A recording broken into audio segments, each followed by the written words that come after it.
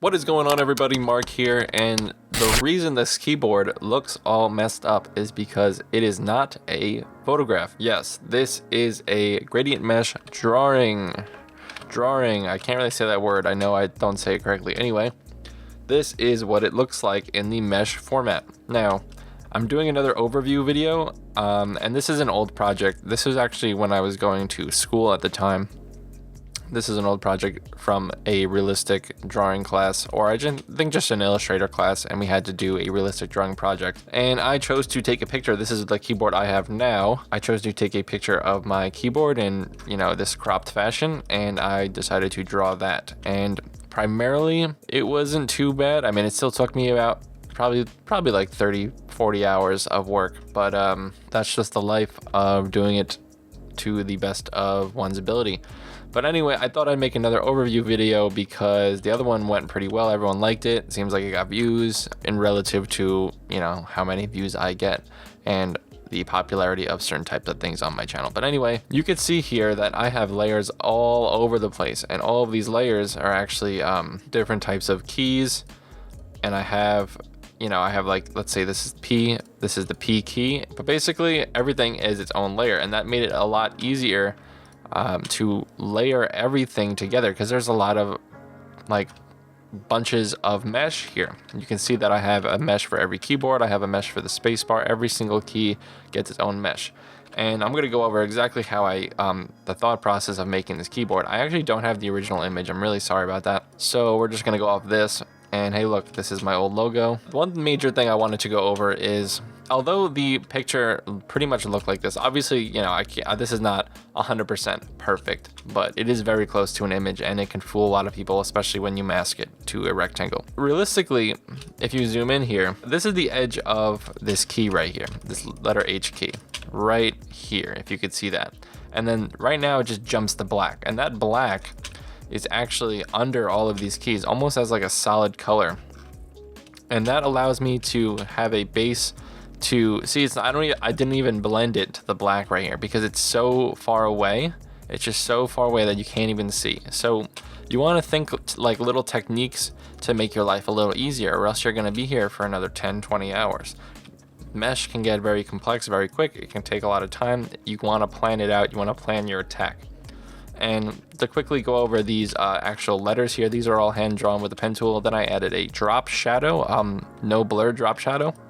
And then I added a outer glow to each of them. And that kind of added that realistic effect based on the image I had. And it seemed to work.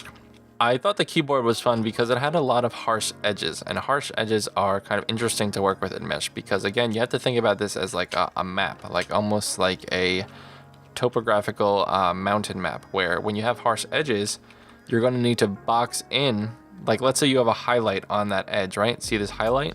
You need to be able to have a harsh, sharp highlight, but it can't have any like harsh edges, or else it's going to look not mesh like. So you can see if we zoom in, it's feathered, but if you zoom out, it looks harsh. And that's really the key aspect of this, is you want to box in these, you want to have these quick lines, these nice, fast, overlapping lines where it gets really sharp. And then when it's a little bit less sharp, a little more gradual, you want to lighten up with the amount of points or lines. And that's going to allow you to manage your mesh and really think about how you're going to build your shape. Because if you watch any of my other videos, you know that we start the mesh with the rectangle marquee tool, and you're going to have to build that marquee tool into these actual shapes here. And we can see that there are some keys here that are copy and pasted, but a lot of them are actually hand drawn individually for the most part, which is, some people don't like. They're like, wow, why did you copy and paste it? Because it was more realistic that way. Not every key was the same. I did my best to not copy and paste. You can see that it goes kind of like a darker keys to lighter keys. There's a general blend of brightness to darkness, and it's very nice. At least I thought so. And the way I did these exterior plastic parts of the keyboard were and I could show you, just less points, more smooth. This obviously, at the time, I mean, there's always probably work that I've, over here I could have fixed this. This is obviously not correct, but a lot of the time, if it looks good, I kind of just let it go. because this is really just art at the end of the day. You know, it doesn't have to be, again, 100% perfect, but it really does come down to the technique to create a piece like this, to have it look smooth but also real at the same time. You know, it looks painted but real. And I like the way my drawings come out. I'm not really, I'm a perfectionist to a degree, but I'm gonna go over the plastic pieces like I said it was. But basically, when, like, let's say this plastic piece, when it intersects with this little intersector right here, I'm not gonna make that the same mesh. What I did was I took that, I don't know why this looks like this. I'm not really sure what I'm looking at here.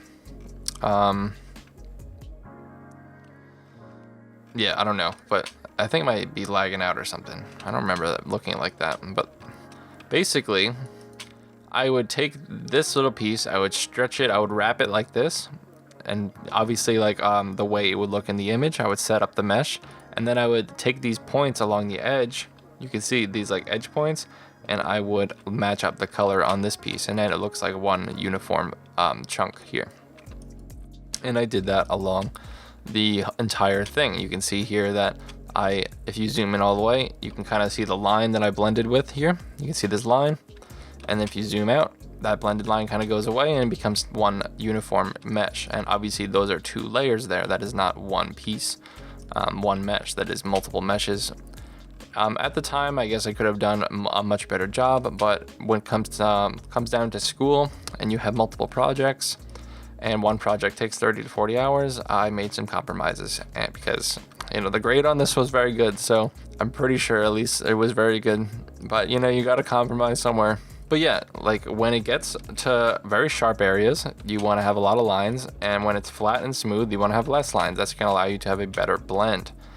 And basically the keyboard was a good project because it allowed a good balance between, obviously we're not drawing a face, it was nice to get away from drawing a face, and the keyboard allows for a lot of technique, you know, between knowing how to do harsh lines and then knowing how to transition those harsh lines to soft. It's a good balance between soft and hard lines.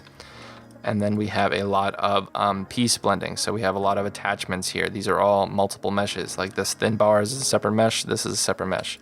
This rectangle right here is a separate piece. Every piece of, like every angle, every 90-degree angle almost of plastic is a separate piece. And again, we could see that construction right here. It's very interesting when we look at it outline mode. It's quite a nice sight. So I'm gonna pretty much just wrap this video up. I hope you were able to, I'm gonna leave it on outline mode, so maybe if you wanted to pause it and take a look. But pretty much, yeah, I want to make these videos because these are already drawings that are done and complete, at least in my book, and you can really see the construction. You can really see the construction of the meshes and the points and the lines, and just the mentality between the shapes, like how certain shapes are made and how certain looks are made. How would I made this harsh line look like this? I did it by creating multiple lines in a very thin area and making those different colors, and it works, you know? So that is just something to consider for your next mesh project. This is Mark DiMattei closing out. You can find me on Instagram at markdarts, that's MARKD_ARTS, and I am out of here. Let me know if you like this type of video. I'm thinking about making another one. If I have another mesh project, I honestly have only done so many in my life. Still pretty young compared to most adults, but you know, I do as much as I can. But anyway, see you guys next time.